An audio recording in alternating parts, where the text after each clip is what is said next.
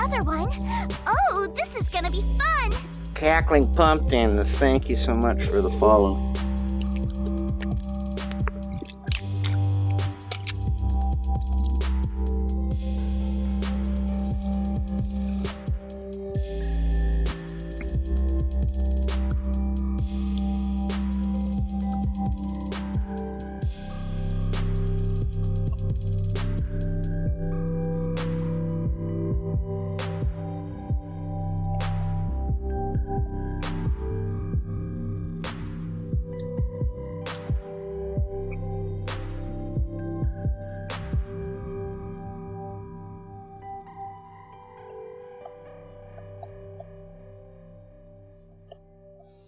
Hello, Tikla Studios. How's it going?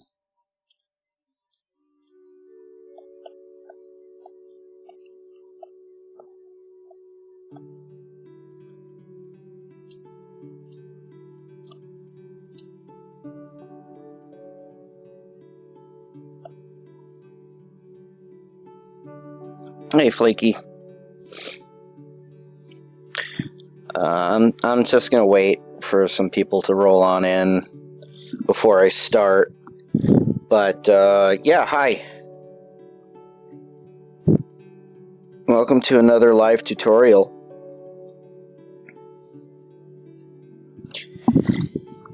I hope everyone had a good weekend. Good and safe, I hope.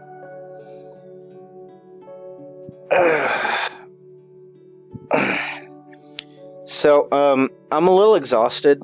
I've been, like, cleaning up my patio all weekend. Let that shiny bell ring. Thank you, Flaky. Really appreciate that. Don't have to, but I appreciate it. Yeah, I'm a little exhausted just because I've been working pretty hard this weekend on in my patio. Been cleaning up from dust and everything. I've noticed that in my streams, you can hear the wind from my fan, which sucks because it is super hot right now. And it's the only thing keeping me cool right now. I will try to see if I can angle it in a way where it does not hit my mic. So I apologize for that. We'll try to keep things a little bit clear. I wonder if there's anything else that I should talk about for now before I start. Trying to think. So I have to kind of think now because I have to be creative on the fly. I'm wondering if I should have thought about something that I could draw before I started, but now, you know, now I'm thinking about it. I think I have a good idea of what I might do to kind of set the mood for this. So yeah, rough drafting and composition. What is rough drafting, first off? Rough drafting is the method of sketching where you are basically just doing whatever on the canvas. Let me take like a nice pen, nice little brush to work with. Probably gonna go with my Sumi right now because the Sumi gives that nice rough look. So when you start drafting, you basically have to set the canvas on what you'd like to do. And I added composition to this as well because composition is severely important with how you place characters, what you focus on. There's rules to it. I'm going to go into them later on, but again, rules are honestly not so much rules, but they're suggestions. And the reason why people like to teach them so often is because it makes sense. There's a reason why people teach these kind of rules, because they work. But it doesn't necessarily mean that everyone should draw in that method. So let me try to give an example of like rough drafting. So I got this empty canvas right now that I just kind of set up, and now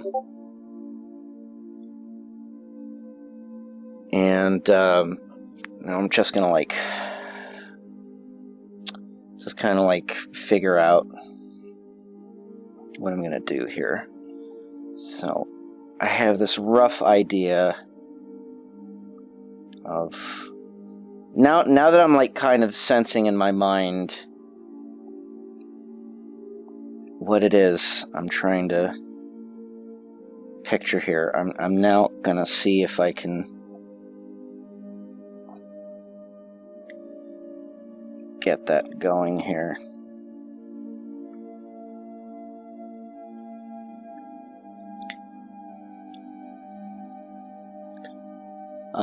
Drafting has been something that I've always kind of learned since college from a professor that to this day I am regretting I can't forget, I can't remember his name, because the unfortunate thing is that my college experience was both extremely quick and not all that memorable, aside from a few things. But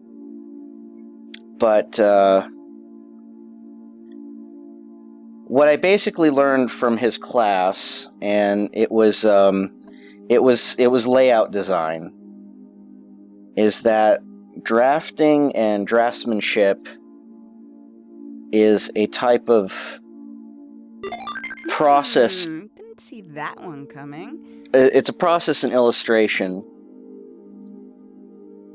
where, oh gosh, Cyber the Wolf, thank you for the subscription. Really appreciate that.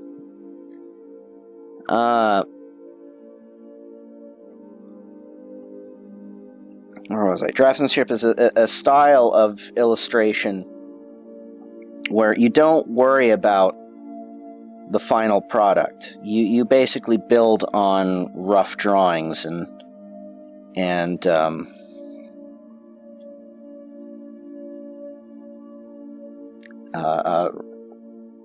you're basically building onto your canvas with a different outlook. Like in your mind's eye, you kind of picture what it is you want to perform on your illustration.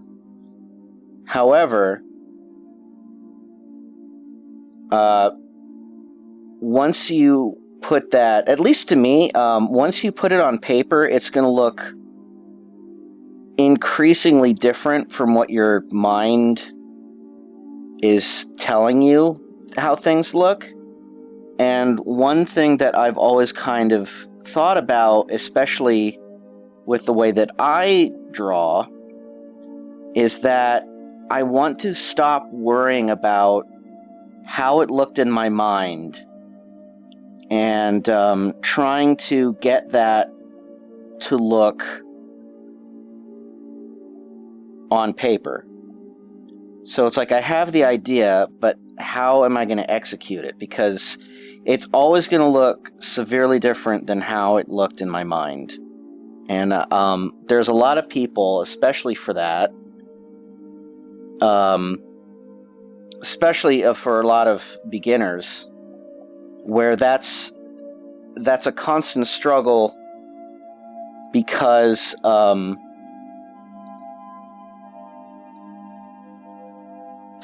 folks start to think like well, this isn't how it's looking. It's never going to look like this way, and I'm going to keep on, like, playing around with it over and over, or I'm going to draw it over and over again until it looks the way I want it to look, and not really thinking about the rough stage of it, which is what I consider the drafting phase. And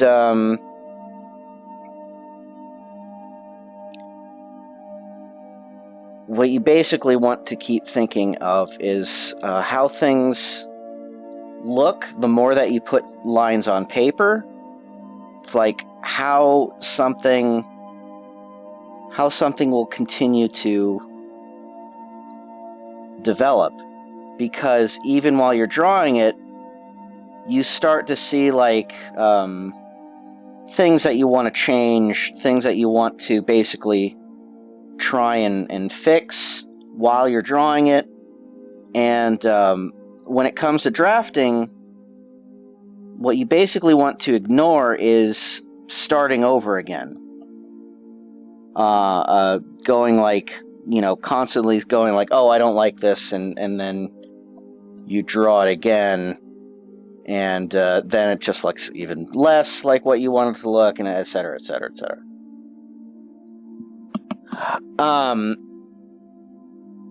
So right now, I mean, I'm just kind of drawing something severely Mega Man-ish,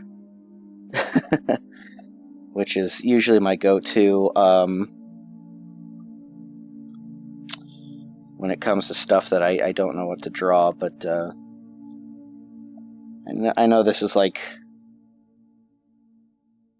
This is basically fan work, but it's a good example of, like, when I think of, like, action and everything, it's like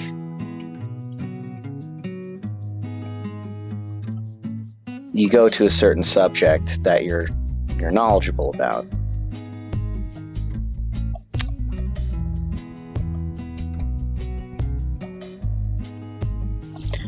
So drafting, like, if you can see basically what I'm trying to do here is I'm composing something that I was just kind of like vaguely conceptualizing, and now I'm like in this phase where it's like the more that I draw, the more I can see what I've done. The more I can see things that I'd like to fix, the more I can see things like, in terms of the value of where things are placed, and that's where compositing comes in. And compositing, what I'm going to go into in a bit, basically determines how you conceptualize the end result of your drawing. And there's a couple things that I have to say about that, where it's like I get certain rules, I get certain concepts of it.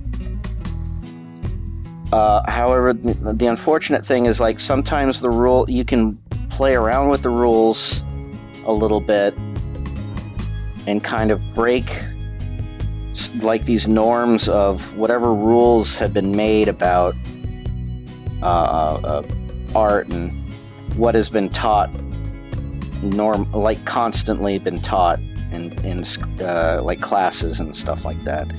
I always say, when it comes to learning about certain rules and things about artwork, is that it's good to know them.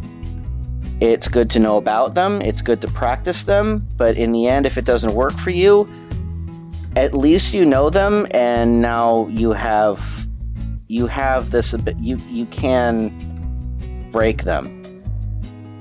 See, I'm already kind of seeing problems here, where these characters are kind of.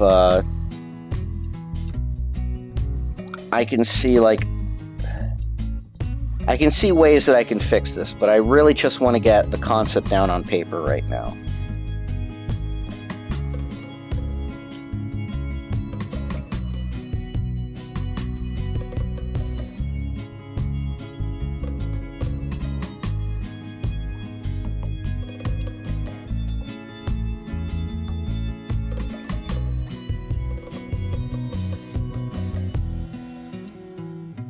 And you'll also notice, like, what I'm also doing is I'm kind of erasing and molding a lot of my my lines, which is not necessarily recommended, but it also helps me personally just kind of like help visualize shapes better.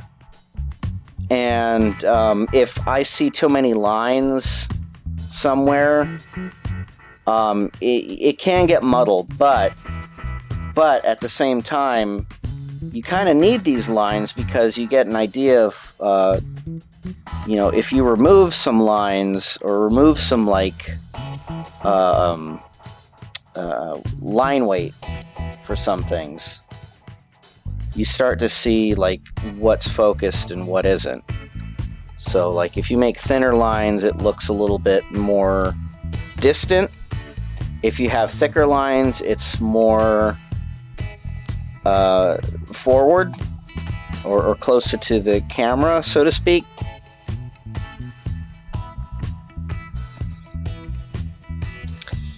And I have this pose. Just kind of thinking how the ground will work around this character. And I'm working a little bit outside of that canvas. And I kind of want to, like, build around that. And I am not, you know, I do not have to, like, keep everything to one layer. If I'm doing background elements, I could put those on another layer if I wanted to, because I could separate. That's the great thing about digital art, is that you could separate anything that you'd like. And you could basically make, like, a layer for one character. You can make a layer for another character. In fact, let's do that. Since I've been seeing some issues with a particular character, I could basically just select around this character, cut that out, and then paste it, and now it's on its own layer. And the same for the background now. So let me just move a little bit of the background element lines and cut those out, put that underneath. So now that I could, and I can even do this in a different color.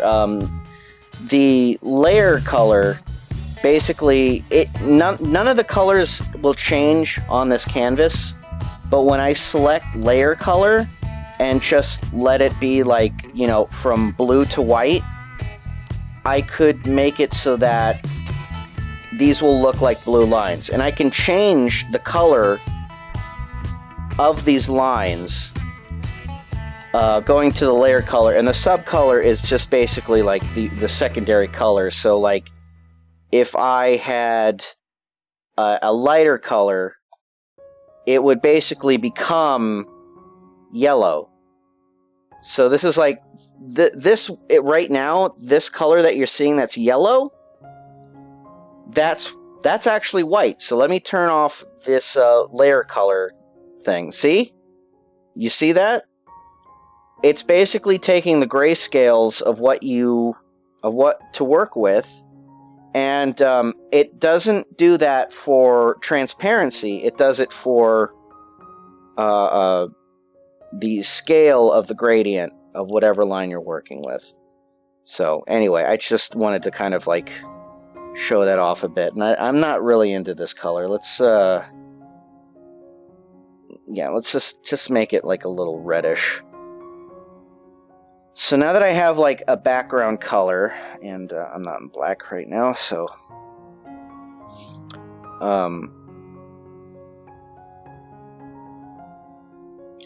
I'm just kind of futzing around with shapes and lines. I don't necessarily know what it is I'm trying to do. Another thing about drafting is that it's a quick method of drawing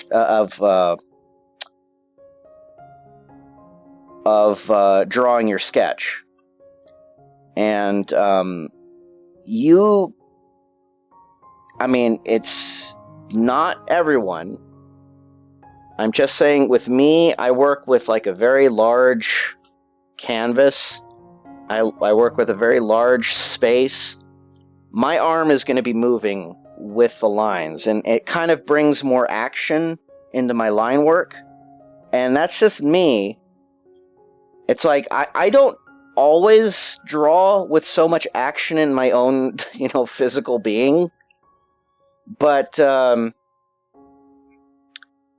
will sometimes just for the moment, in certain moments where I will just move my arm with the line work. And it kind of helps with action. So I'm just kind of like messing around with shapes and how this could compose around here. And again, so as I'm looking at this and I'm looking at the character, I could see like maybe this character in the back, like here, this character, that's now on its own layer. I'm just gonna move it back. I'm gonna move him back a little bit. I'm gonna give him a little bit more space.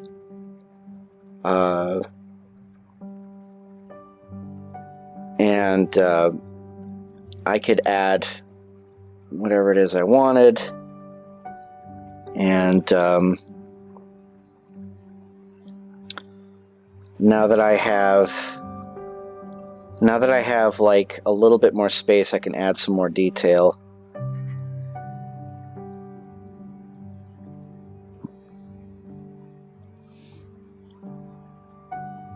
So, just gonna add some fire here. This is like, it's basically the concept of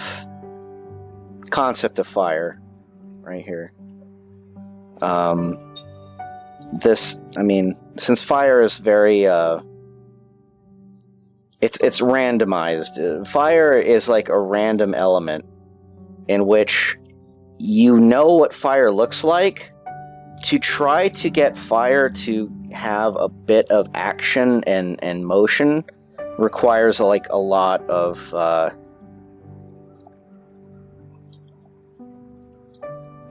curves and a lot of motion in the line work. And depending where it goes, it's like kind of have like these other line work, and I'm flowing with the line direction, and you can deviate from that as well. Make some lines that go against the grain, and you can make lines that go with the other line work.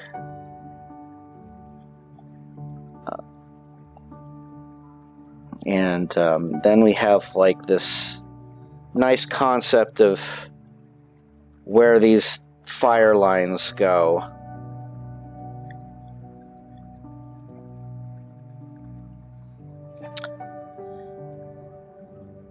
And let's also not forget the top.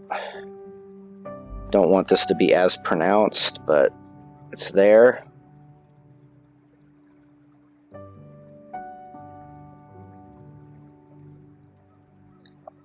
So, and now I'm kind of like thinking, is there something else that I could do with the legs?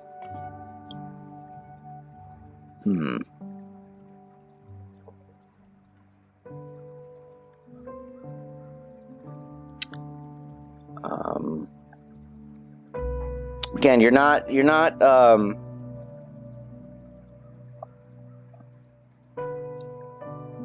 you shouldn't be married to every single line that you make.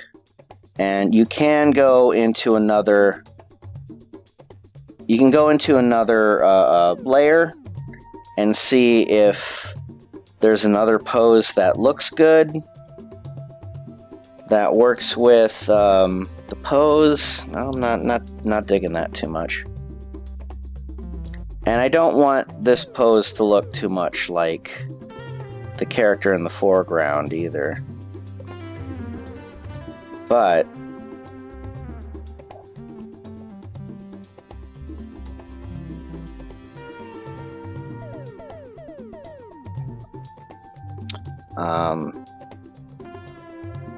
just kind of like playing around with different,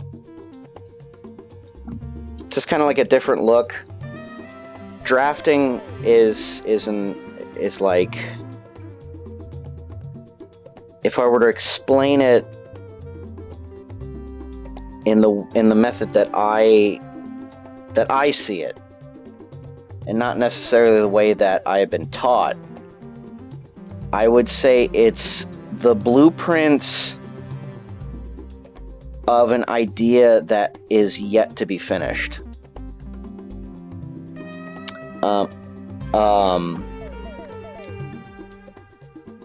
So,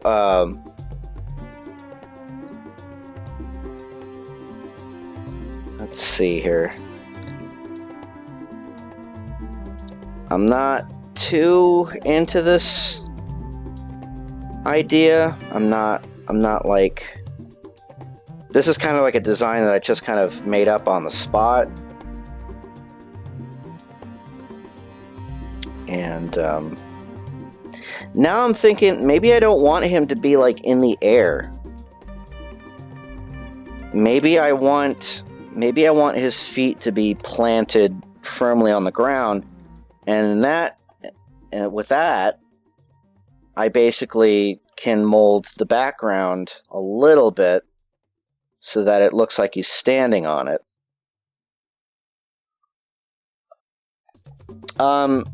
Someone asked me about tangents, and while tangents is like, you know, it's weird. For me, tangents is something that you have to kind of think about. We got a problem. Oh, wait. No, we don't. Oh, We're fine. oh god, I don't know how I'm gonna be able to pronounce that. How Perarius, thank you so much for the subscription. I really do appreciate that. My god, I'm appreciating the subscriptions. Those are very helpful.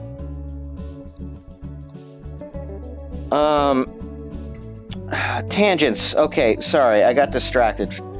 So tangents, honestly, is something that I feel is more around. Is something you should worry about more around, like the finishing phases of your drawing. I mean, you will definitely see images like the more that you draw something on the canvas, you will start to see where things kind of need to be, like distance from each other, how to avoid particular, tangents. I've seen people who are severely strict about tangents, where it's like, you can't have anything touch something else.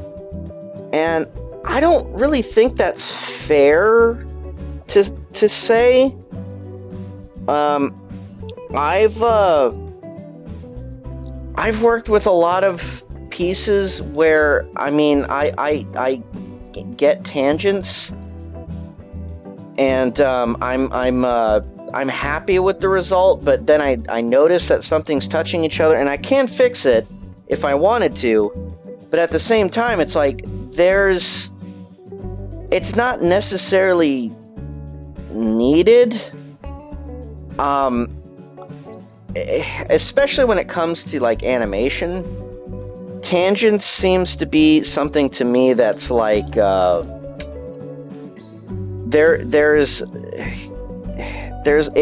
can get nitpicky. That's what I mean. It's like people can get severely like they will just look at a drawing over and over and over and over again, and they will be like, aha, I see a line now that people don't normally look at, and it's either like, what's the big deal about it? Or if it's something that's very noticeable, I would say like, yeah, I mean, go ahead and fix that. That's fine. Like, if this were touching this, I honestly would have a problem with it, but at the same time, it's like, it depends on how it's composited. See, it's like this right now, how it's composited is that we have this character right here sharing this space on the left side of the canvas, and this other character sharing this space on the right side of the canvas. Oh, this is gonna be fun! And honestly, I could probably move this character even further to the right, just so it's not sharing too much space with this character. But at the same time, it's like, if I have a limited canvas size, how am I gonna work with that? I mean, there's ways that I can go about this. I can make this character even smaller, and that way his composition doesn't take up too much space. And then we have this character who's just, I could even slightly move him over to the right, and just have him like take up this space to the right. And I might even make him bigger and just kind of like spin him around, because I kind of want to make him... The focal point is here. This guy is the focal point.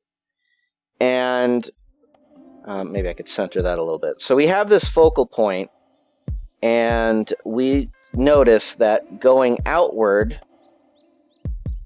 things will just start getting bigger and bigger as they go out. So that's why we have this character in the forefront of this thing. And now that I put some lines there, I could even move his arm so that it's kind of slightly more pointing toward his midsection. Which is fine, but now I have these red lines here, and kind of screwed myself up here a little bit. Here's what I'm gonna do. I should have put those red lines on another... should have put those red lines on another layer, so... But anyway, mistakes are meant to be happen in rough drafting. The sketch is something just...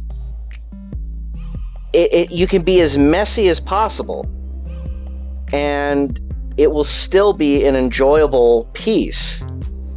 Because you look at this, you look at the action, and I mean, I could even make this character even more action-y.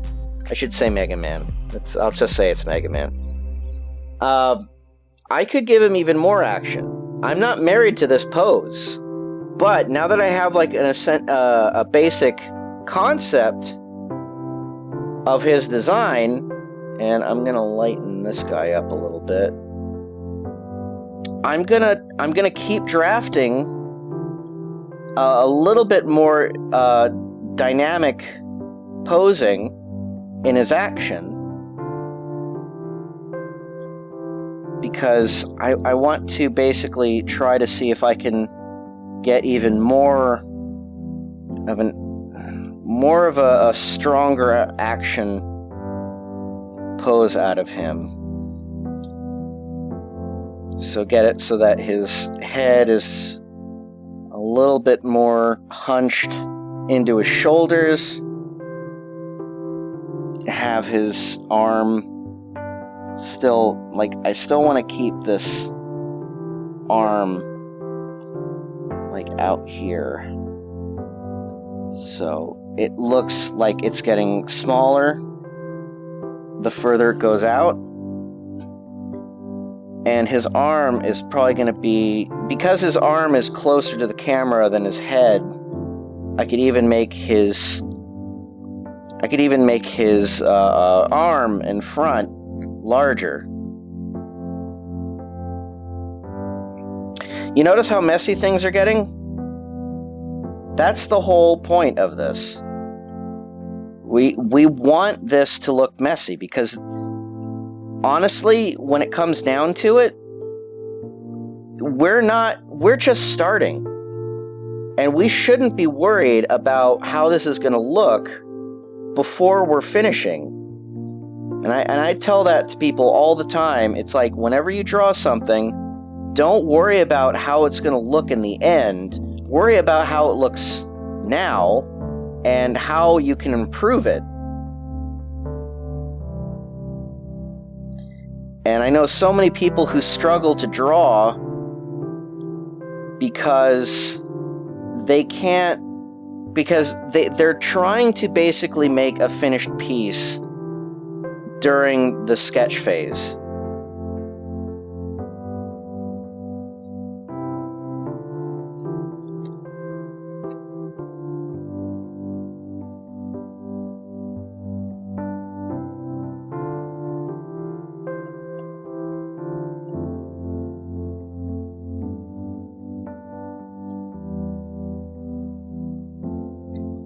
Get this leg a little bit more.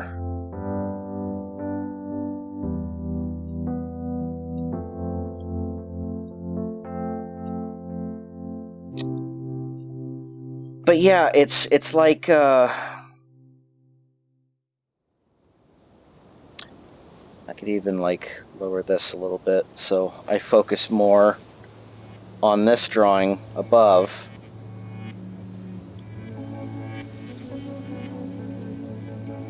Now I gotta worry about this hand.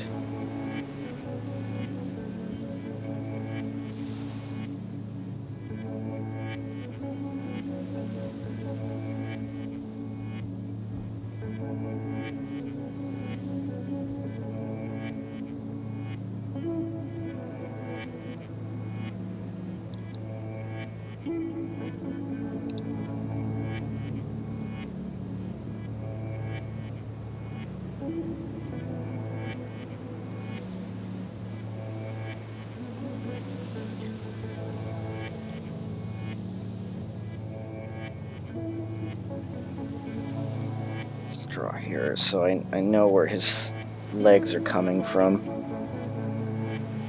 But you'll notice now that I've kind of like done a second pass on this rough, you'll notice you'll notice that the pose is just a little bit more pronounced. There's a little bit more action. Oh, hi, Brooke.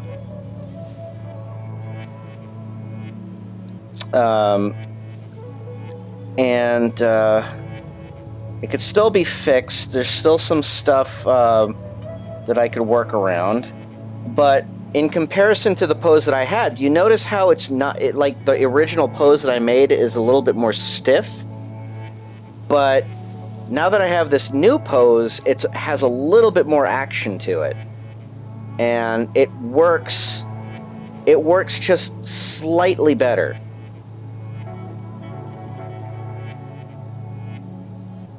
So now I have like this nice rough composition of background, characters, and a focus. So it's like right now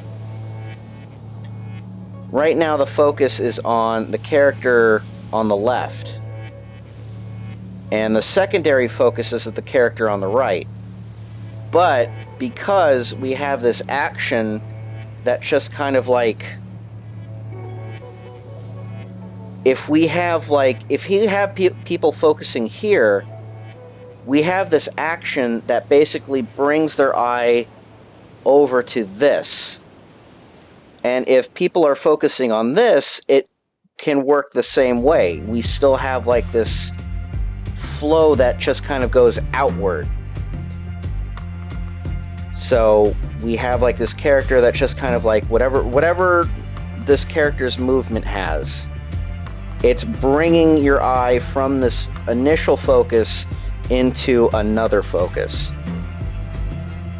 And that's something that you should kind of think about when it comes to compositing, because it's like, hey, let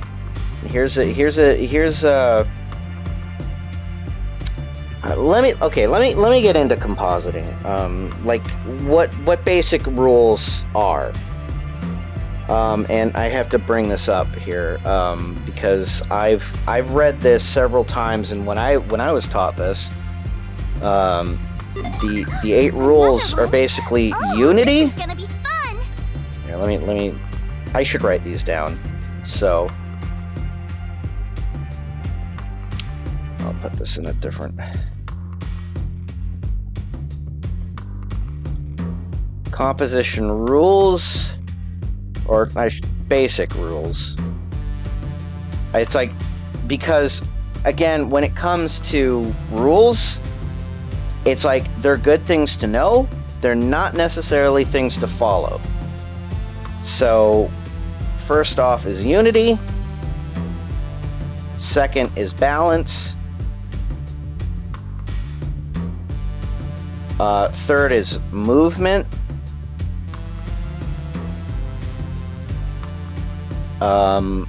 Focus,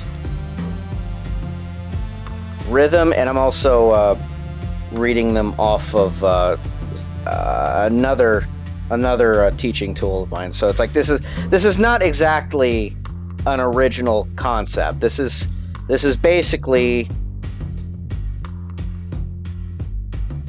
these are basically the 8 things that I'm familiar with. And these things have been proportion? Yes, proportion. And these are the basic 8 rules that are taught in like schools when you're drawing. Now if I can break these down just for a little bit, when it comes down to it, unity is basically just, I honestly think that's like a general concept, because it basically just explains all the other 8 rules. So when you have unity, it's like, all right, everything's unified. You have so honestly, in just from my experience, unity doesn't really mean anything. And listen, I'm not telling you to not think about it. I'm not telling you that this is a bad rule. I'm just telling you, when it comes down to it, when you talk about unity in the composition of art, I think like everything else works in itself, but unity is so like vague that anything else that you explain would basically explain unity. So let's just throw unity out the window for right now and talk about everything else, because honestly, I always like these other rules: balance, movement, focus, rhythm, contrast, pattern, and proportion. Those rules seem to create more of an idea of what composition is all about. So when you look at this drawing here, you see that there's a balance of the weight of the characters positioned balances itself out. We have a small character on the left, and we have a bigger character on the right.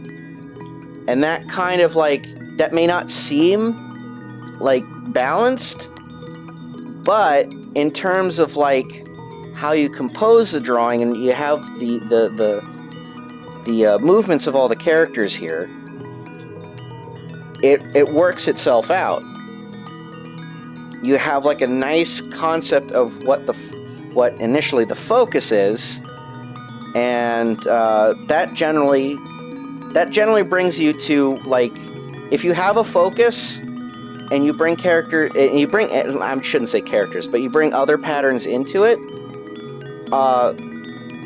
you're basically trying to figure out a way to create balance, if that makes any sense. Movement, again, it's like what I was talking about with the movement of characters, how you see, like, this character is moving this way, the arm is directing your eye to here. We see this general concept of, like, outward movement with all the poses and the fire that is going in. It's like, yeah, you get general idea of there's something happening here. There's something that... Ding ding! Let that shiny bell ring. No, Art. What? Why did you donate? I like it when you draw the pretty pictures. God damn it, Aaron. Thank you so much, though. Really appreciate that.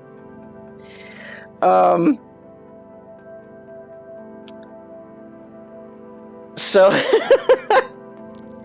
that threw me off. Rhythm, Well. as I'm, like, looking at it, and then you follow me. Thanks so much. So really, it's like, rhythm is also another kind of vague term, when I think about it. It really kind of helps with, you know, the movement and rhythm kind of go hand in hand.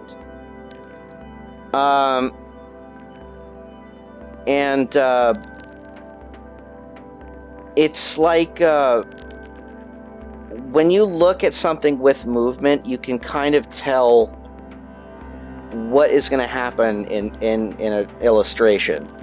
So it's like, you look at this, and you kind of think, like, I know what's going on here. I know what the action is. I know what the threat is.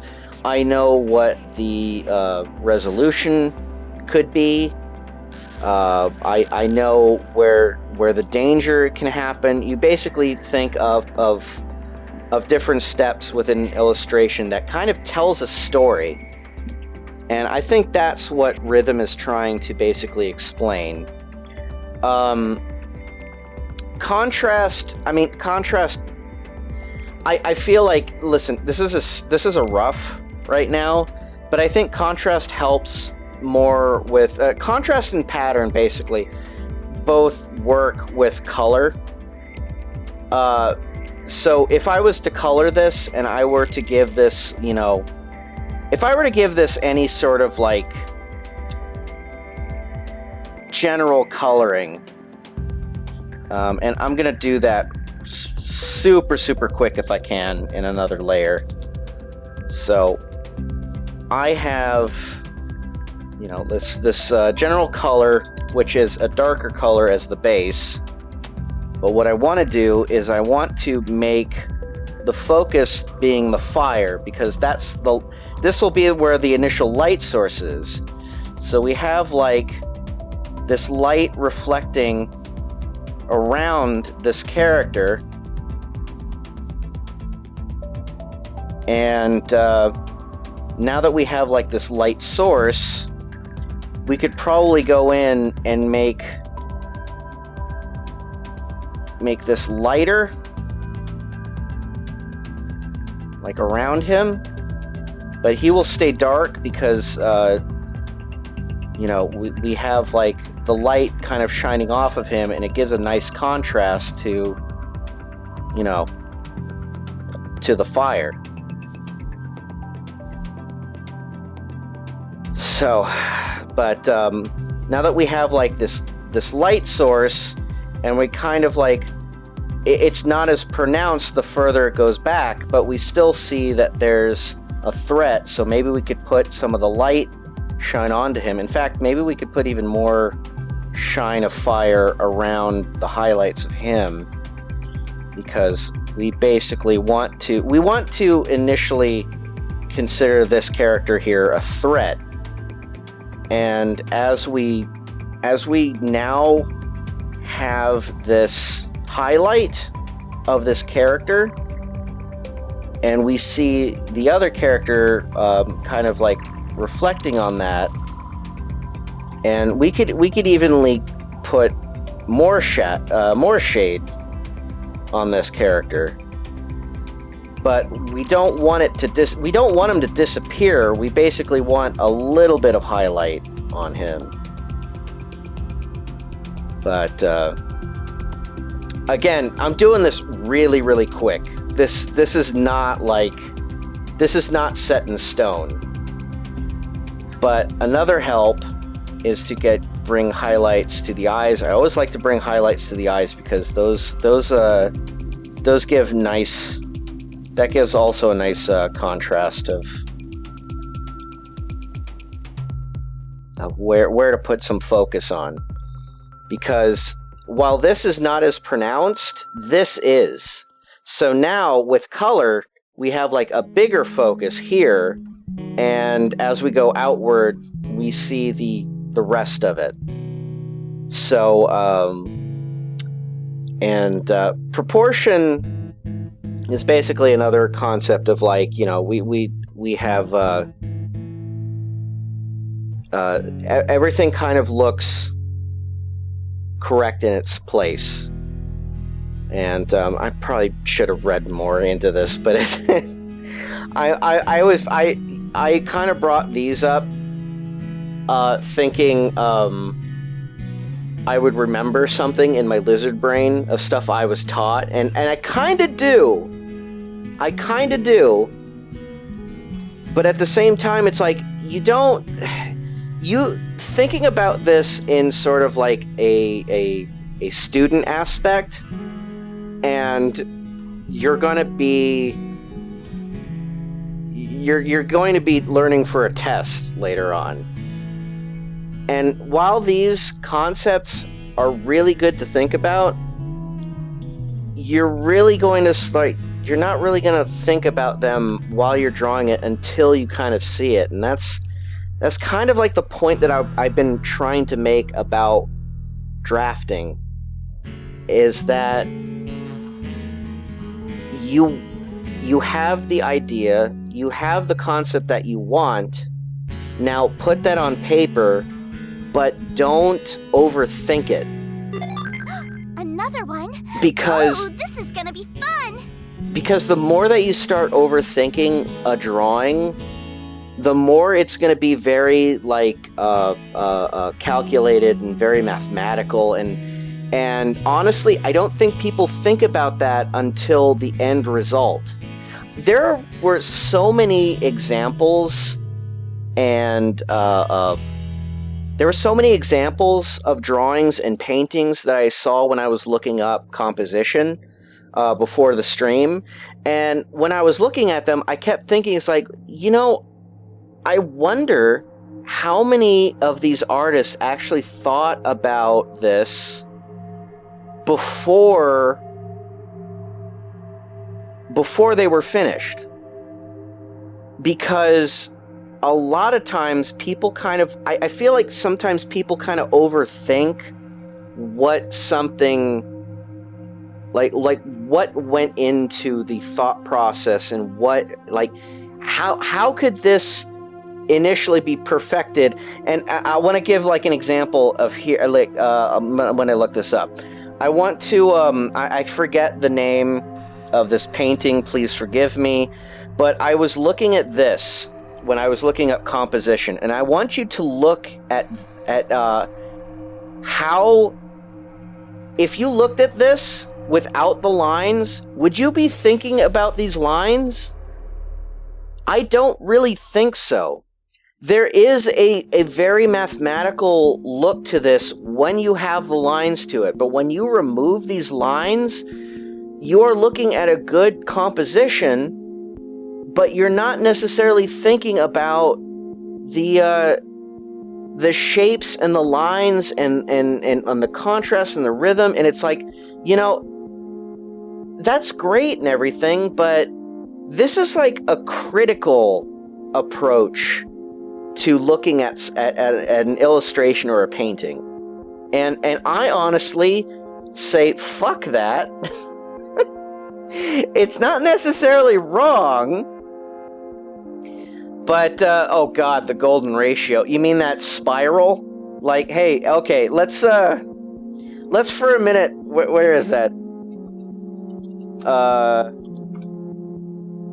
Here it is. I think I found it. The golden spiral. This thing.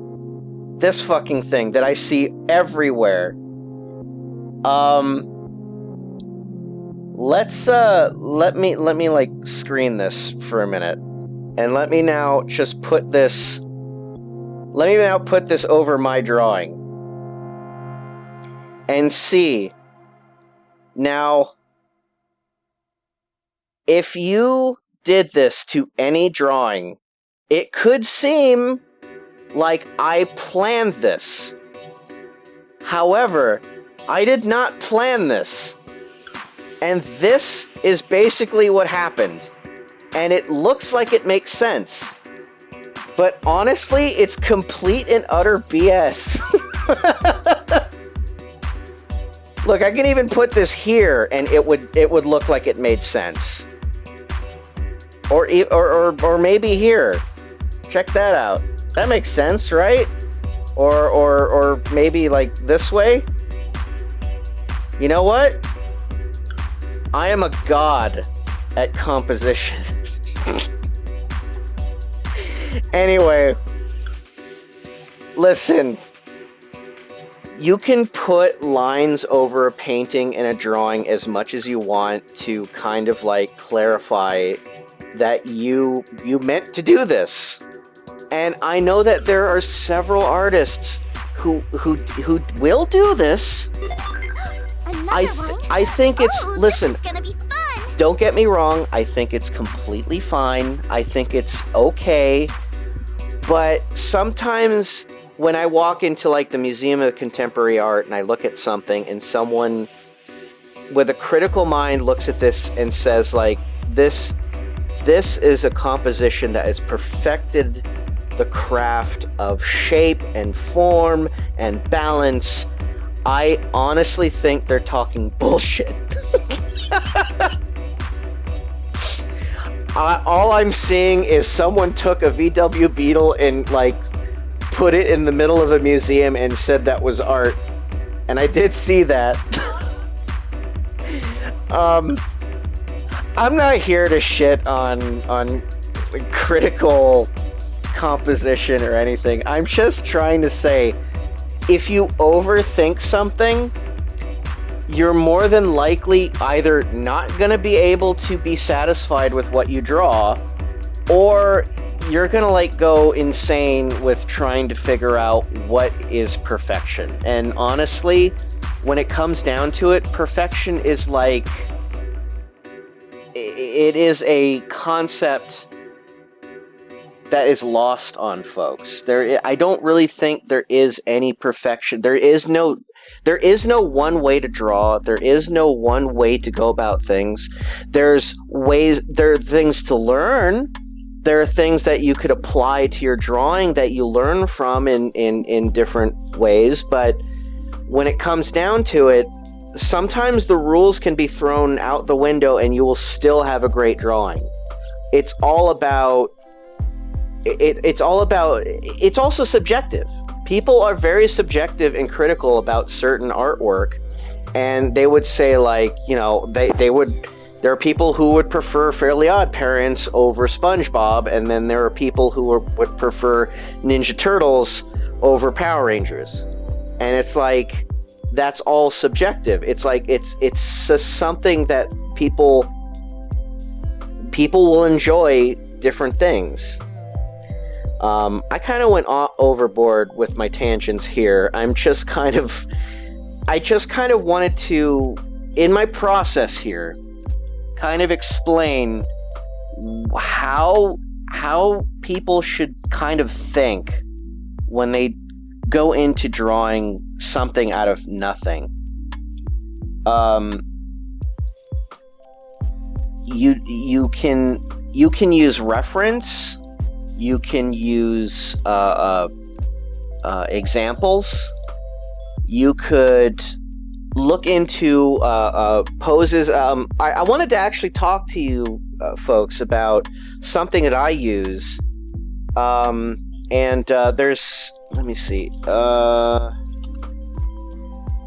Figma art model. So Max Factory Figma made archetype model figures that kind of right now are being bootlegged to high hell. But if you get the original Figma, which is kind of expensive, here, let me see if I can copy the images and show it to you. Like, this is the female one, but I like to use these just for posing reference. It's not super anatomical, but it is helpful when you want to kind of like think about posing and how you want to present a figure. If it is anatomical, even if it isn't, it's a good like reference tool. And there's several different types. I know there's oh shoot, now I don't know where I put it. Give me a second. There's the Drawman from Damn Toys. DAM Toys. This one came out recently, and it's basically the same as the male Figma, but there only is the male one. So if you want to do the female figure, I mean, you're SOL out of that, but still, it's like, it's good for posing. Figuarts also has some. They're not as good, but they have like a lot of nice accessories that come with it. Like if you want to have them hold a pole or have their hands in different positions, they have like a bunch of those. And yeah, they do get expensive, but they keep making them. And sometimes it's, you know, you can get the bootleg one for $20 from China. Because, you know, why not? They're not as good. I personally like the Figma ones. The Body Chan ones from Figuarts are okay. But right now, the ones from Damn Toys, I think they're really nice. It's a good tool. And I don't know. It's not needed. Like, listen, don't get me wrong. Don't... arm and a leg, I got it.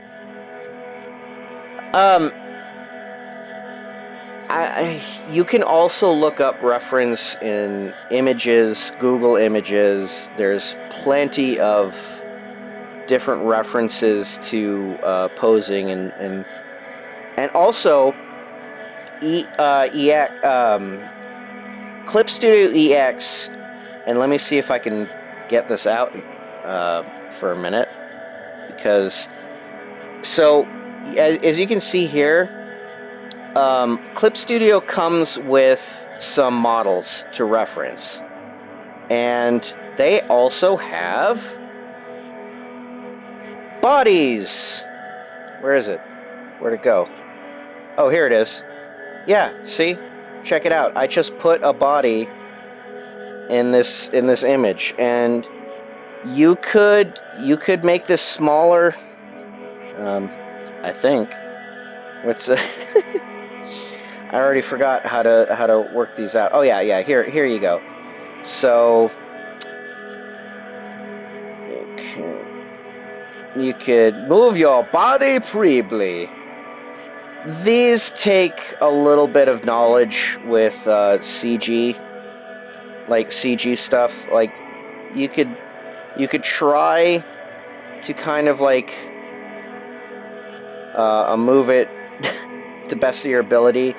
I personally don't like using these because they take up a lot of time and effort to kind of like get to the pose that you want them to. And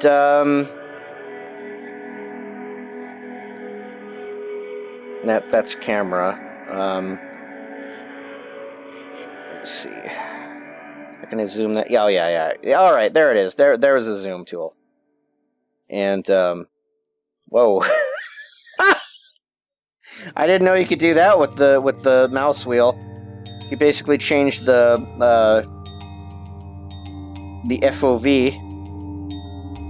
But here he's riding a bicycle.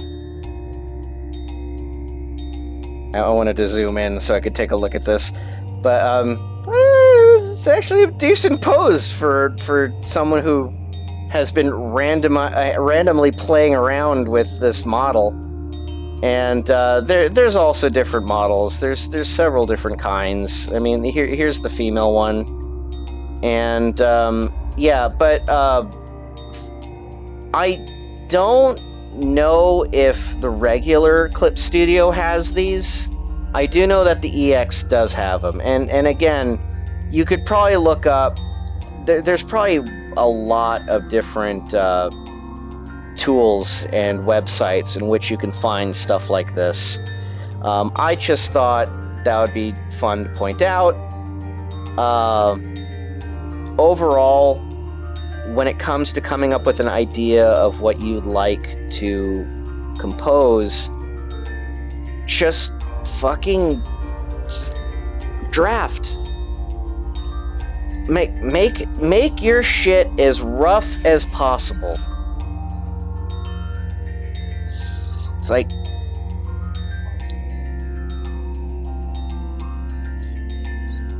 like right now, I don't even know where I'm going with this. I just thought, like, let's do another pass at doing rough drawings, like rough drafting. So I'm just basically getting the initial concept of the pose, of the anatomy, and just kind of like working in details slowly, like more slowly, kind of getting some good motion here. Move that up a little bit. Maybe I can make this a little bit smaller so it could fit into this nicely.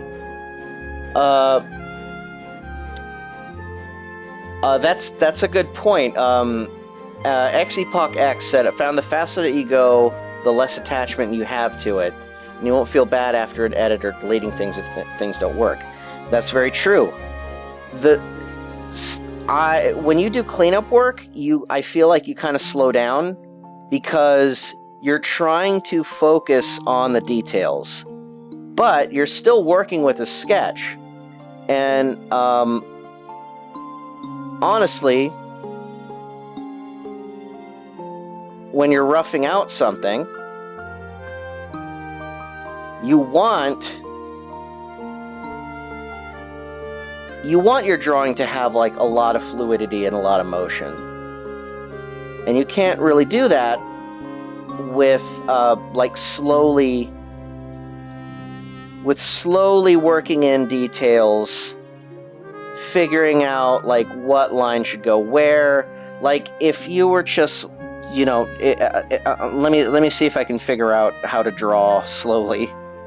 Like if you're thinking about a drawing and you're thinking about already the outlines of the face, and okay, so that's where I guess that's where the head's gonna be, but I want the hair to kind of go like this. But I made this line. I need to start over again.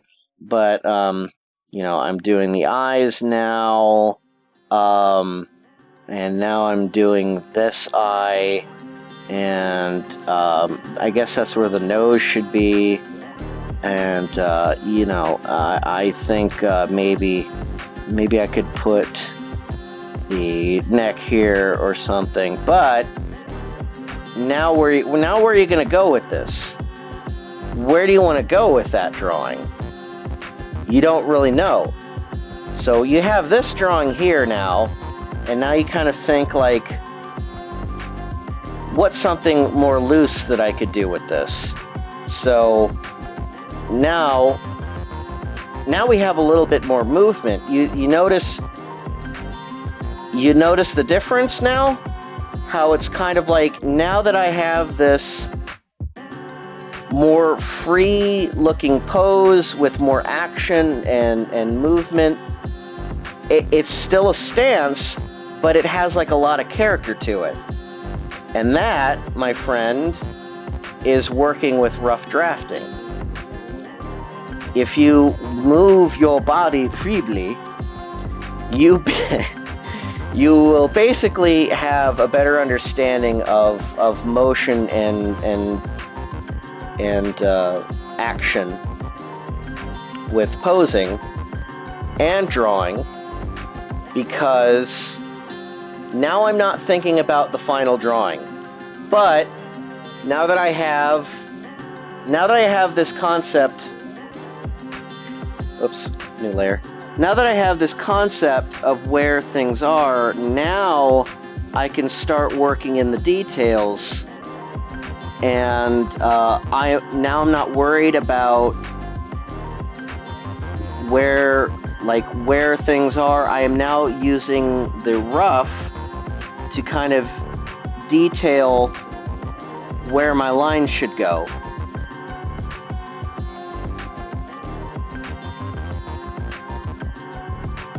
So you're basically creating a base where your line work should go.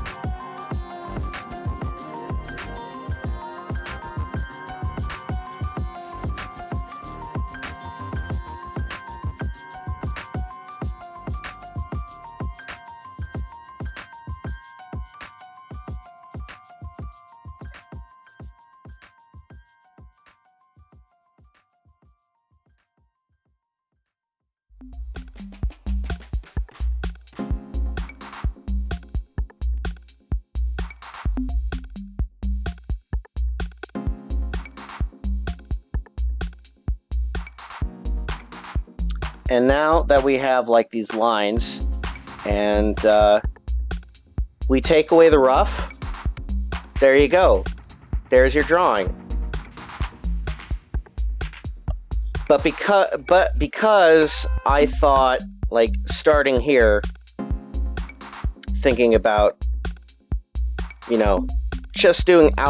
just outlined everything, you have a very kind of stiff, like, approach to a drawing. But when you rough it out, now you're loose, has more action, has more motion, and it's definitely more lively.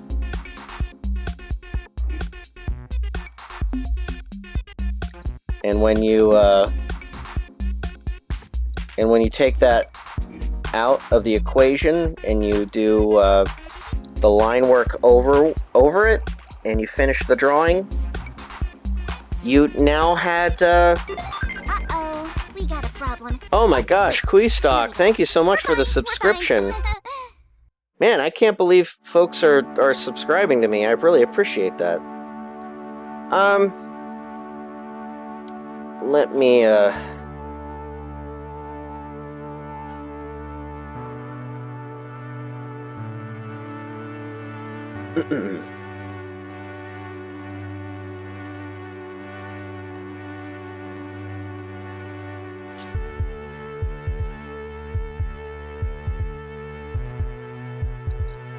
second. Oops, am I not pressing the wrong? There we go.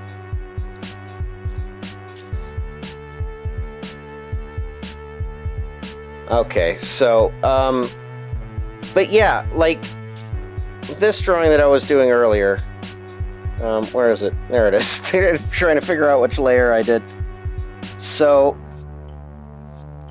you could still be loose even with a second pass at this.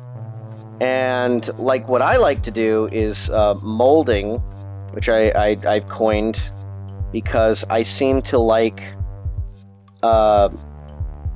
making my tools go into transparency mode so I can erase while I'm using the same brush. I am kind of like molding more shapes and deleting lines so that it's a little bit more clear. It doesn't have to be like perfect, but erasing some lines and not making it look as sloppy, but still, it's like you started off sloppy. You're just like you're just basically making more details as you go. But now that you have the initial study underneath, you know where you're going to take it.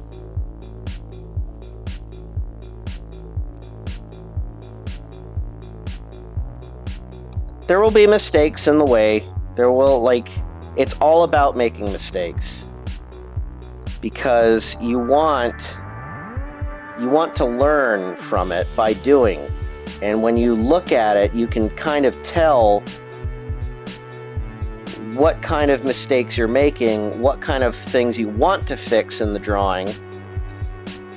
And then preparing it, you're basically preparing it for the finishing touches, which you could do through, which you can do with another layer, and but you're working with the rough that you have. I hope this is helping you guys out. This is I was kind of like flying at the seat of my pants with this one, but I honestly feel that these are probably the most important things to think about when it comes to starting off drawing and starting off when I've often been asked by people who say they're starting off what the best advice is that I could give. And I made a tutorial about this earlier, about drafting and being rough and messy. It's like, don't be afraid to be messy. Don't be afraid to be as rough as possible, because you might end up surprising yourself at the things that you come up with.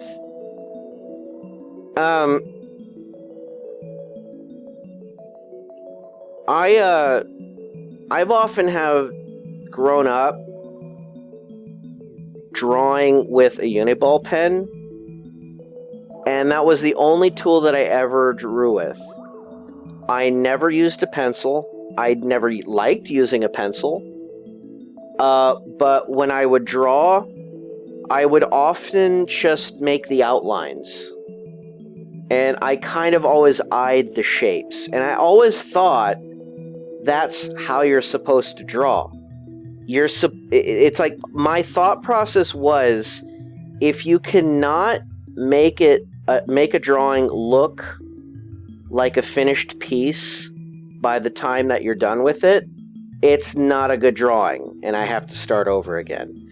I never really thought how helpful it was to just have a pencil and draw it as an underdrawing, and then ink over it, and then wipe out the pencils underneath. The pencil was the guideline. And even then, it's like, I loved keeping the sketch underneath the inked drawing, because it just looked more lively to me. It made things look a little bit more active. It made things not as stiff. Most of my drawings, when I would just go straight with an inking pen, they would look very cold and straight, and I'm just kind of eyeing the concept of what should be happening. Incoming connection! But But as soon as I did rough drawings underneath, and I started using like the coal erase pencil, I even had like a photo. What is it called? The non-photo blue pencil.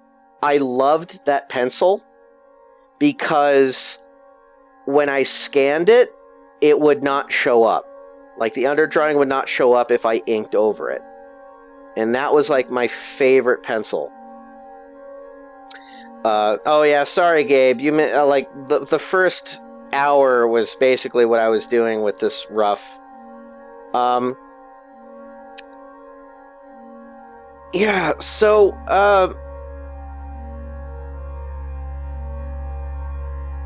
what else could... Okay, I'm going to open up for Q&A now.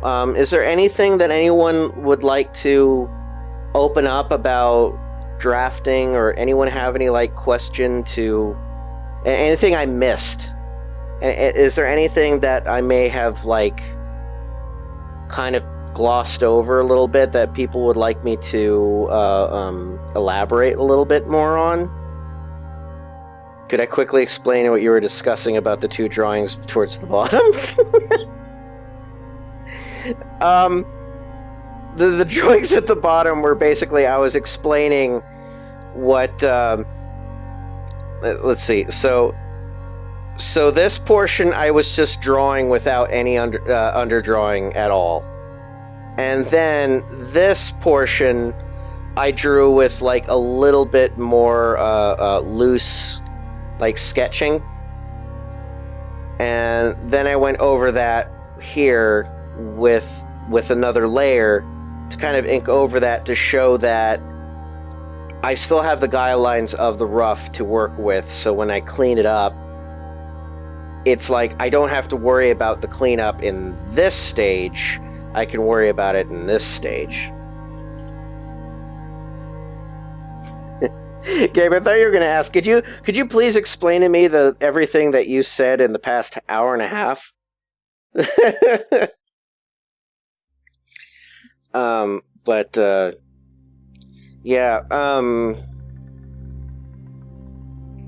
Yeah, freehand. God, for the longest time, I was trying to remember that name, that word.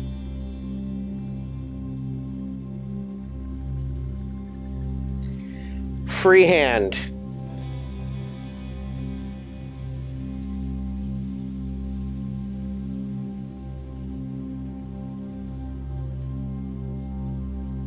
Oh my God. See, this is why I feel like maybe I shouldn't be teaching. I can't even remember names. But anyway, I really do appreciate that you came in and mentioned that, because it really, honestly, that escaped me for the longest time. I don't know. Does everyone feel like they kind of learned something from this? Composition and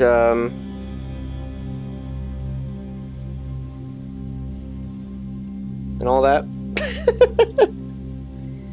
I think what I initially wanted to teach with this, with rough drafting, is I really want people to kind of learn to let go of the concept of their worries on what a drawing is going to look like, and just kind of like just either go with instinct and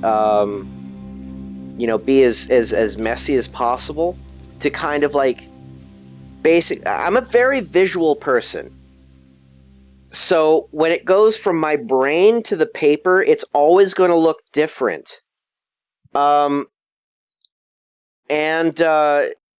When I finally put something on paper, something triggers in my mind where it's like, and this is going to sound weird, but as soon as I put it on paper and I start roughing it out, it's like, oh, I don't think I've ever would have thought of that.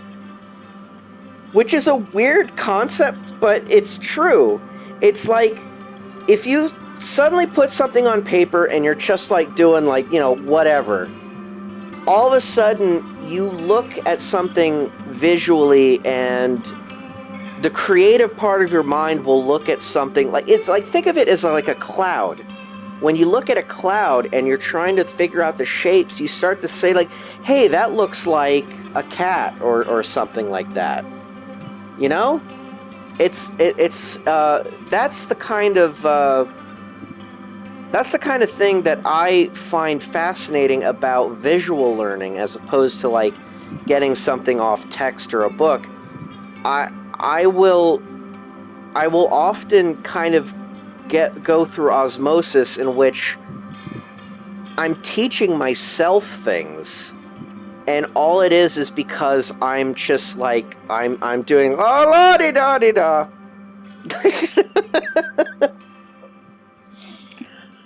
Alrighty. I think I've taught everything I could about rough drafting for today, and I'm gonna try to come back again on Wednesday with another subject. I'm gonna try to plan out a little bit more on what it is I want to talk about, but I've been writing down subjects, and some of my friends have actually asked me about some good stuff, and I want to get into more advanced stuff later. I still feel like I want to start talking about the basics of what I think about the creative steps to trying to figure out what it is, what it takes to come up with a good drawing, and like what are things that you can do to be a little creative. And if anyone has any like ideas on that or wants to chime in, feel free. But for now, I'm going to finish up. Thank you so much, everyone, for coming by. Thank you so much, Brooke, for coming over. Thank you, Aaron, for coming over. Thank you, Gabe. Even though you were late, I will post this on YouTube so you can watch it later. Thank you again for coming by. Thank you again to the subscribers. You're helping me with coming up with, you know what?